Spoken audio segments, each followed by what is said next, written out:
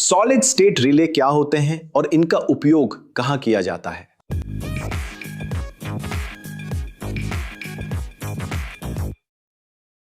क्या आपने सोचा है कि बेहद छोटा विद्युत संकेत कैसे विशाल मोटर या हजारों वॉट खपत करने वाली औद्योगिक भट्ठी को चालू कर सकता है, जबकि आपको कोई आवाज भी नहीं सुनाई देती? ये कैसे संभव है कि भारी मशीनों को उसी नजाकत से नियंत्रित किया जा सकता है जैसे कंप्यूटर माउस के क्लिक को प्रोसेस करता है, लेकिन स्विच के अंदर कोई भी भौतिक हिस्सा हिलता नहीं है? आज के वीडियो में हम सॉलिड स्टेट रिले के संसार में उतरेंगे, जिन्हें अंग्रेजी शब्द सॉलिड स्टेट रिले, जिसका संक्षेप SSR है, कहा जाता है। अगर आपने कभी पुराना इलेक्ट्रिकल पैनल खोला है तो लाइट जलने या मोटर चालू होने पर क्लिक की आवाज जरूर सुनी होगी,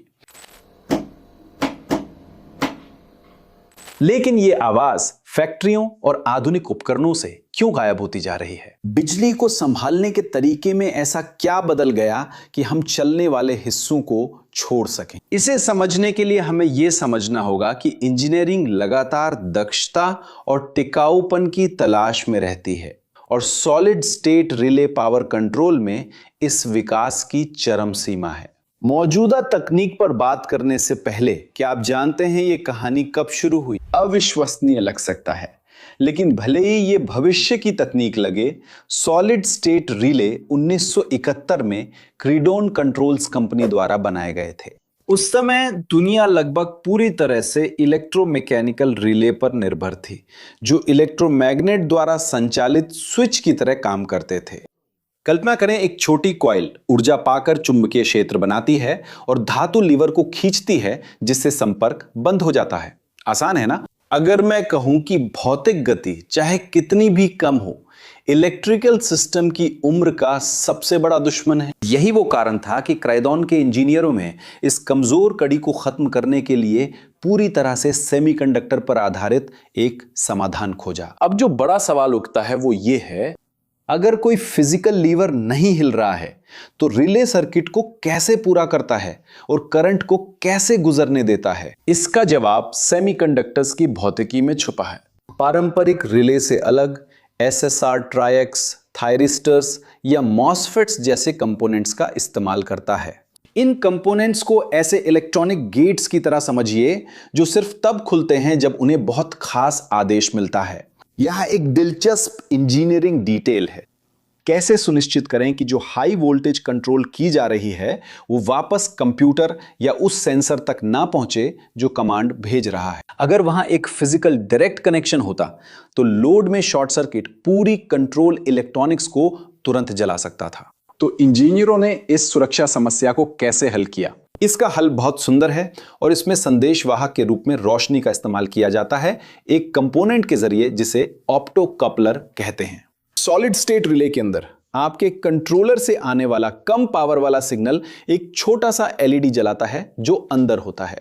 दूसरी तरफ उसी केसिंग के अंदर एक फोटो सेंसिटिव सेंसर होता है जो इस रोशनी को देखता है, और जैसे ही उसे ये रोशनी मिलती है वो मुख्य करंट को पावर सेमीकंडक्टर्स के जरिए बहने देता है। इनपुट को आउटपुट से जोड़ने वाले कोई तार नहीं होते, केवल एक प्रकाश किरण होती है जो एक बहुत छोटे स्थान से होकर गुजरती है। इसे ही हम गैल्वेनिक आइसोलेशन कहते हैं। इसी वजह से आप केवल 5 वोल्ट की एक USB पोर्ट की ऊर्जा से पूरी सुरक्षा के साथ 220 वोल्ट के हीटर को, जिसमें हजारों वॉट की शक्ति होती है, नियंत्रित कर सकते हैं। क्या आप सोच सकते हैं कि यह ऑटोमेशन सिस्टम्स को कितनी सुरक्षा देता है? अब आप सोच रहे होंगे, अगर SSR इतना शानदार है तो हम अभी भी पुराने क्लिक करने वाले रिले का इस्तेमाल क्यों करते हैं? इसे समझने के लिए हमें दोनों तकनीकों की तुलना करनी होगी। इलेक्ट्रोमैकेनिकल रिले फॉक्सवैगन बीटल की तरह है, मजबूत, सस्ता और समझने में आसान है, लेकिन यह घिसावट का शिकार होता है। जब भी धातु के संपर्क जुड़ते या अलग होते हैं, एक छोटी चिंगारी निकलती है जिसे इलेक्ट्रिक आर्क कहते हैं। समय के साथ चिंगारी धातु को जला देती है, प्रतिरोध बढ़ाती है और अंततः संपर्क जोड़ती या करंट रोकती है। सॉलिड स्टेट रिले में मूविंग पार्ट्स नहीं होते, जिससे न चिंगारी निकलती है न मैकेनिकल घिसावट होती है, और ये लाखों बार चालू बंद हो सकता है बिना परफॉर्मेंस कम हुए। लेकिन क्या ये हर स्थिति में परफेक्ट है?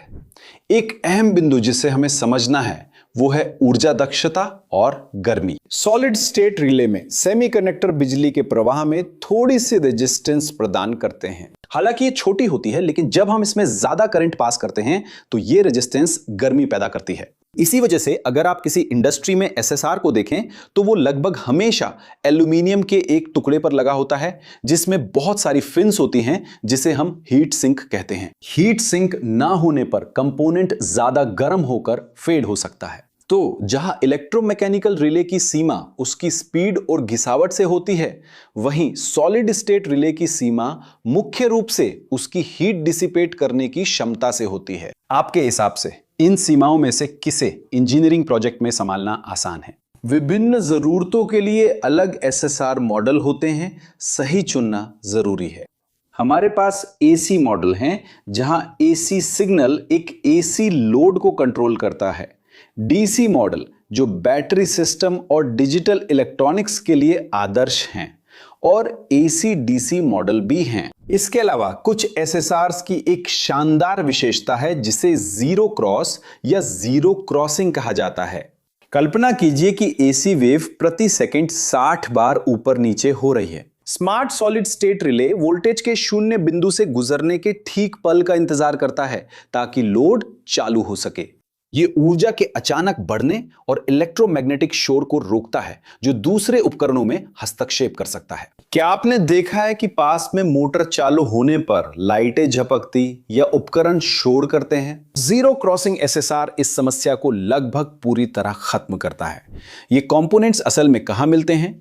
इनका उपयोग कई जगह होता है। ये आपकी सोच से ज्यादा करीब है।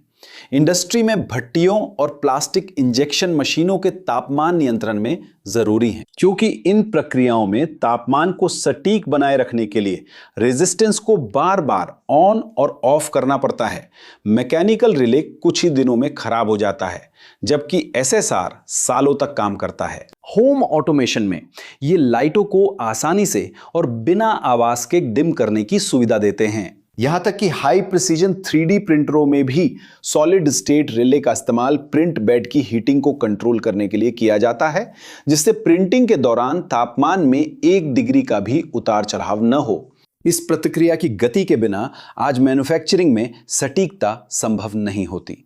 मैंने ये solid state relay electric heater को कंट्रोल करने के लिए खरीदा है और मुझे इसकी मजबूती चाहिए थी ताकि ये आसानी से ऑन और ऑफ हो सके, वो भी पूरी तरह से होम ऑटोमेशन के जरिए। ये ऐसा है जैसे मैं अपने मोबाइल से शावर को ऑन और ऑफ करना चाहता हूं। कई लोगों ने कहा कि मुझे एक और डिवाइस जिसे कंटेक्टर कहते हैं इस्तेमाल करना चाहिए। यह भी काम रिले की तरह इलेक्ट्रोमैकेनिकल सिस्टम का उपयोग करता है, और इसी सिस्टम ने मेरी ऑटोमेशन को खराब कर दिया जो ऑन ऑफ में बहुत संवेदनशील था। सुरक्षा के लिहाज से सॉलिड स्टेट रिले खतरनाक माहौल में बेजोड़ फायदे देता है, क्योंकि इसमें अंदरूनी चिंगारी नहीं होती। ये उन जगहों के लिए आदर्श हैं जहां ज्वलनशील गैस या ज्वलनशील धूल मौजूद हो, जहां आम रिले की कोई भी चिंगारी विस्फोट का कारण बन सकती है। इसके अलावा शांत संचालन अस्पतालों, रिकॉर्डिंग स्टूडियो या दफ्तरों में बहुत बड़ा फायदा है, जहां लगातार क्लिक की आवाज अस्वीकार्य परेशानी बन सकती है। अगर आप यहां तक पहुंच गए हैं और आपको वीडियो पसंद आया है तो अगर आपने अभी तक सब्सक्राइब नहीं किया है तो सब्सक्राइब कर लें, लाइक करें और नोटिफिकेशन की घंटी भी दबा दें। अगर आपको हमारा कंटेंट पसंद आए तो सदस्य बने, जिससे हमें कंटेंट बनाने में मदद मिले और आपका जिक्र हमारे वीडियो में किया जाए। और अगर आप उन कोर्सों के बारे में और जानने के लिए उत्सुक हैं जिन्हें हम सुझाते हैं, तो यहां साइड में दिए गए QR कोड या वीडियो के डिस्क्रिप्शन में दिए गए लिंक पर जाएं, ताकि आप कई ऐसे अवसरों तक पहुंच सकें जिनसे आप कई स्किल्स में खुद को विकसित कर सकते हैं, जो आपकी करियर में फर्क डालेंगी। और क्या आप पहले से सामान्य रिले और सॉलिड स्टेट रिले के बीच का फर्क जानते थे? क्या आपके साथ कभी ऐसा हुआ है कि किसी डिवाइस ने काम करना बंद कर दिया हो क्योंकि मैकेनिकल रिले घिस गया था?